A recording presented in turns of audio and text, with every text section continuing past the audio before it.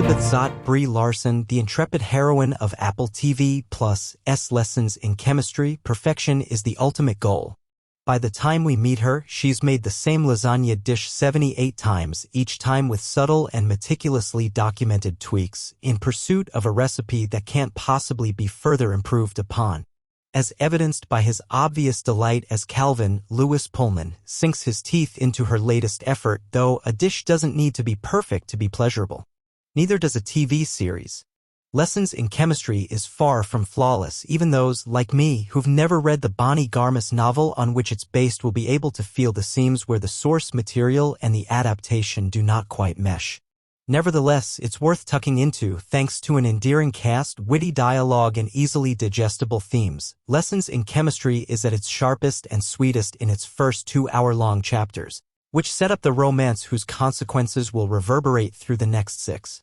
In 1950s Los Angeles, Elizabeth is a brilliant lab tech subjected to harassment and disrespect by her male colleagues. Calvin is the shining star of the same lab, regarded by his colleagues as the Richard Feynman of chemistry. Both are socially awkward loners without much interest in bonding with their colleagues, and yet when they meet, their chemistry is instant and undeniable. Elizabeth comes across to most as prickly and stiff, but Larson brings to her an openness that only Calvin at first seems to recognize, and a dry humor that only Calvin at first seems to get. Pullman, for his part, has perfected the art of gazing upon his co-star as if he'd never even dreamt such a person could exist.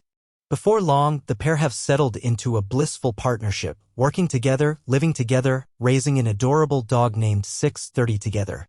After carbon and zinc, I assume? Calvin asks of the choice of name.